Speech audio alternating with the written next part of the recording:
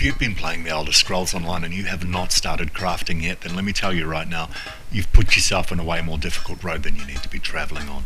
Compared to many of the other MMOs I've seen out there, the crafting system in the Elder Scrolls is elegant. There's no real reinventions of the wheel, but they've really smartened up and really thought about a lot of the features that you see in otherwise more traditional MMOs out there. Also, many of the more powerful features, in fact the most powerful features of crafting, i.e. research and so on, will take time for you to really start unlocking the big benefits. You need to have started when you created your character. Now, what I'm going to do over the next set of videos is show you the basics, how to get started in crafting, how to get your resources together, ideal conditions to setting yourself up, and I'm also going to go into each of the particular crafting modalities and show you some tips and tricks and methods on how to really get the most out of the crafting process and what to expect while you're in there as well. There'll be a final video on how to make money out of crafting too. There's an easy way and there's a hard way to gather resources in the Elder Scrolls Online. I'm going to start with the hard way first and just explain the benefits and the drawbacks of both. Anybody who's crafted in a mainstream MMO before is familiar with the harvesting process. You get off your ass, you go out there, you find harvest nodes, you dig them up. Here's one here right now, an iron ore node. 2 taps of the hammer or the pick, bang, there you go, 3 iron ore resources. Now, just walking around in the game world, keeping your eyes open for these things is a major pain in the ass, and you're going to miss more than you're going to see. However, if you go to your skill tree and you go to your particular craft in question, iron ore falls under blacksmithing, click there, you've got a keen eye ability which you can actually utilise to give you a bit of an edge out there. I'm going to add 1 point to this. You notice immediately this lights up. Whenever I get within certain range of any ore or blacksmithing harvesting nodes, they're going to light up. You can use the same thing for clothing, so if you're passing jute, that's going to light up straight away, or any of the plants out there that you'd harvest to make cloth. Alchemy, you can do it for alchemy components as well, and also for enchanting, although those nodes tend to be pretty bright from the go-get anyway. Let's dig this sucker up. And that's in my bag now. Crouched over a dead mud crab at the moment. You notice it drops rawhide scraps.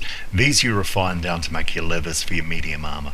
And for some reason, crabs I've found seem to be the best source, most reliable source for getting these. You get as much rawhide scrap on a crab as you will from a Warmaster or something way bigger. So it doesn't really matter what you hit. Quantity is pretty steady.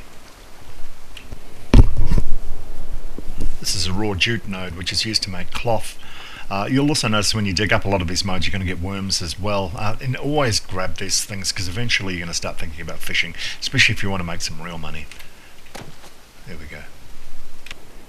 This is maple used for woodworking, and these things are really hard to see out in the wild, so you really want keen eye if you're going to get serious about leveling your woodworking skills.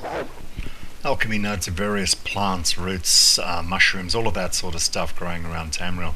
They're probably the hardest to spot, so if you're going to be serious about your alchemy, make sure you've got keen eye set for this skill. You've probably seen these things all around the countryside. These are used in enchanting and they're called runes.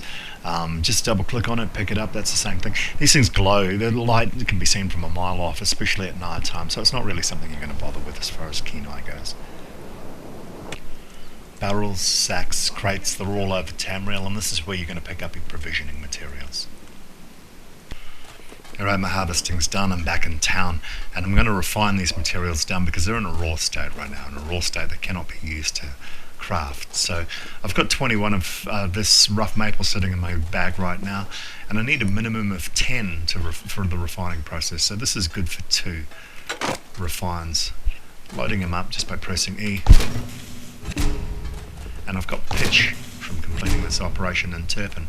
So this is why you'd harvest rather than just stealing your components and smashing them down. You've got a good chance of getting tempers every time you complete the operation. And these tempers will contribute to upgrading the quality of your gear. Everything that you make for the first time is going to be white, but that pitch with a few more can knock it up to green quality, turpin for blue, etc, etc. So you've also got a chance of getting trait materials as well, almandine, amethyst, all of that sort of stuff too, and these are what you're going to use to add traits to your items. So, and that's why you choose the hard way over the easy way. The easiest way to gather materials is to steal and then deconstruct items from the vendors all around Tamriel, and that's what we're going to do.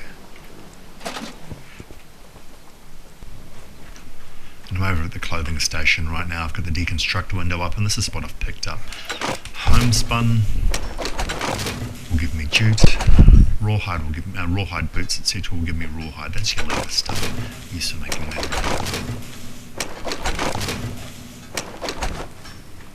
So the obvious benefit of stealing is speed. It's so much faster than harvesting.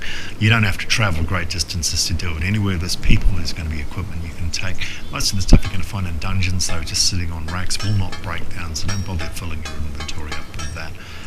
Now, also, when you break stuff down, you've got a reasonable chance of recovering the style material for that as well. So if you're breaking Bosma gear down, chances are you're going to get a little bit of bone in the breakdown process as well when you deconstruct those items.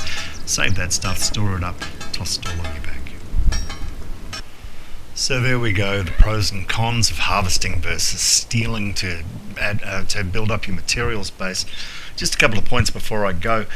What you steal is directly proportional to your character level. So if you've got a level 1 character and you're stealing from vendors around your particular town, you're going to pick up iron, jute-based items, and rawhide. And it doesn't matter what town you go to, what zone, you're always going to get the same materials. So it's just established that what you steal is directly proportional to your character level. Now, however, what you harvest is directly proportional to the zone that you're in. So if you're in the first zone, you're going to be harvesting ore or jute or rawhide when you kill beasts out there as well.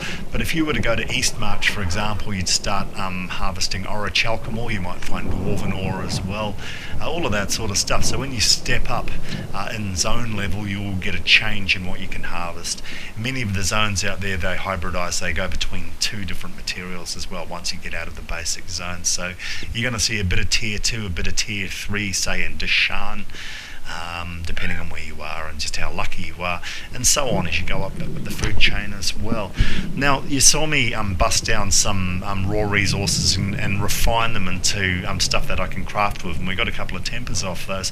When you first start refining, you're going to get pretty basic tempers. You're going to get more pitch than anything else. If you're very lucky, you might get a little bit of turpin. But as your character level, as your crafting level, changes, you can actually swing the odds so that you're getting higher materials. The skills metal extraction, it maximizes the chance of extracting blacksmithing ingredients, so it means that you're potentially getting a better yield when you're deconstructing stuff that you've stolen, but it also allows for the refining of more powerful tempers as well. Now, what you put in your bank is also accessible from any crafting station across Tamriel as well. So if you're dumping all your iron ore into the same bank, you'll be able to use it from any crafting station. You don't have to be in the same city. You can be in a completely different zone. You can be out in the wild using one of the hidden crafting stations out there. You'll be able to access whatever resources are in there. And what that means is if you're going to get into some serious crafting, you don't need to be carrying all of your resources with you. What it also means too is that all of your characters can access it as well. So if you're wanting to, for example, knock out a bunch of crafting writs and blacksmithing, for example, you can dump a massive load of iron ingots in there. All of your turns will be able to log in and be able to access that stuff directly and start grinding it out. If you're dropping materials in the bank for research and all of that sort of stuff, it will also appear. And also, if you've got raw materials in the bank and raw materials in your own backpack, when you go to refine that sort of stuff, you're going to get one aggregate figure at the end. Just everything combined into one total rather than separate bunches of that stuff sitting out there. So there you go. There's the long and the short of getting up and started with the materials and